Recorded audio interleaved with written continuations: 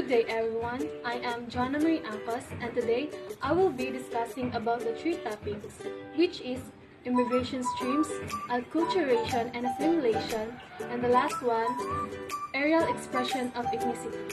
So, what is immigration? Immigration is the process of moving to a new country with intention of staying and living there. There are some factors that people decide to live to a new country. These are some reasons that they consider, like educational purposes, job opportunities, and etc. There are some people living here in the Philippines working as an OFW in a particular country. But after so many years of working, they decided to live in that particular country for good dahil may mas nakikita silang mas malaking opportunity doon sa bansang iyon kaysa dito sa Pilipinas. Hindi lang ngayon nangyayari ang immigration. Noon, sa United States, may naganap na 3 distinct immigrant waves. The first wave happened in year 1870. First group was comprised of white arrivals from Western and Northern Europe. Great Britain, Ireland, and Germany were some of them. They established a majority society controlled by Protestant, Anglo-Saxons, and Allied groups. The Anglo-Saxons were comprised of people from Germanic tribes who migrated to Great Britain from continental Europe. They inhabited the island from 450 to 1066. Second group was the African slaves brought involuntarily to the New World, comprising nearly 20% of the U.S. population in 1917. Africans came to the New World in the earliest days of the Age of Exploration.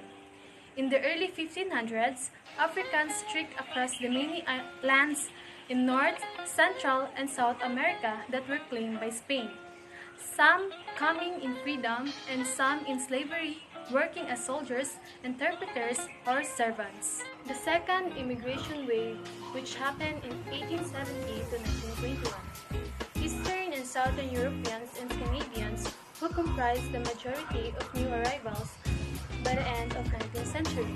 Most Southern European immigrants were motivated by economic opportunity in the United States, while Eastern Europeans, primarily Jews, fled religious persecutions. The second period ended with the congressional adoption of quota system in 1921, which number of individuals would be accepted and based on the country where they came from. Quota system. U.S. law limits the number of prospective immigrants who may be admitted annually. The Immigration Act of 1990 establishes an annual limit of 700,000 visas for quota-restricted immigrants, divided among certain preference categories. Family-sponsored immigrants. To be eligible to apply, a foreign citizen must be sponsored by an immediate relative who is at least 20 years of age and is either a U.S. citizen or U.S. lawful permanent resident, that is, a green card holder.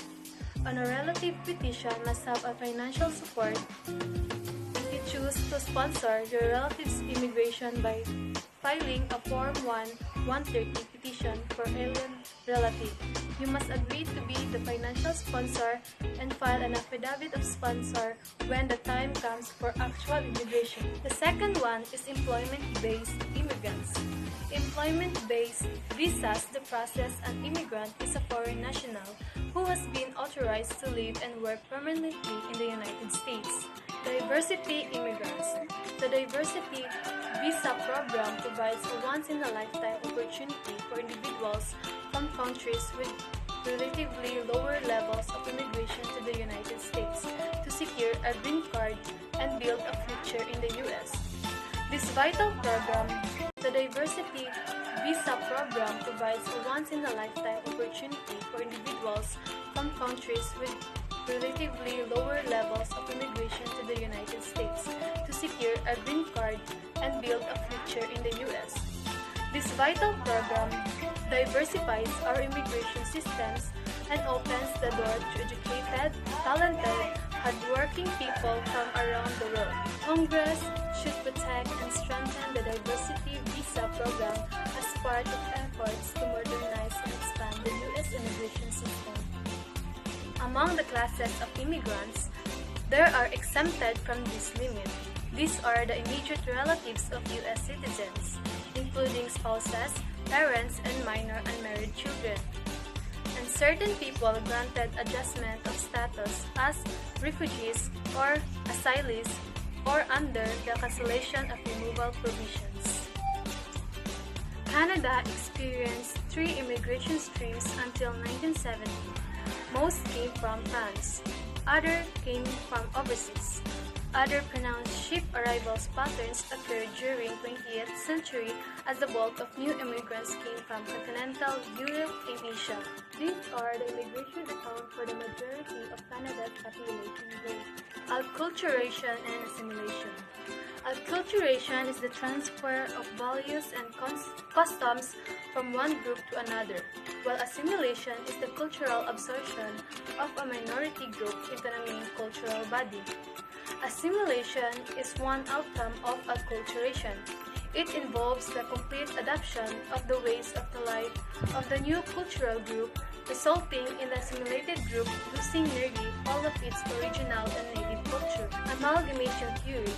In ethnic geography, the concept that multi-ethnic societies become a merger of the cultural traits of their member groups. Cultural amalgamation is a term that refers to 2 or more cultures blending together to create a new unique culture. Amalgamation creates the classic melting pot analogy, unlike the salad bowl in which each culture retains its individuality. The melting pot, Areal, sees the combination of cultures that results in a new culture entirely. A good example of this process can be seen in American music, including blues, jazz, and country. These are considered to be essentially American styles of music, yet they didn't come out of nowhere. For example, blues music evolved from the folk and spiritual music of Africa and the Caribbean islands, brought by slaves and later by free black people who adapted their music for their new environment. In this case, an important aspect of African culture was brought to the United States, where it was blended with larger culture and eventually became what we know it to be today. Spatial assimilation is defined as process whereby a social status rises minorities attempt to improve their socio-economic achievements into an improved spatial position, which is primarily dominated by ethnic majorities. Spatial assimilation theory asserts that immigrants disperse from ethnic neighborhoods as they translate to socio-economic gains into more housing space and better residential environs. Models of this process typically relate the characteristics of individual immigrants to a locational outcome. Ethnicity is identification through language, religion, collective history, national origin, or other cultural characteristics. A cultural characteristics or a set of characteristics is the constituent element of an ethnicity. Individuals' racial ethnic identity is an important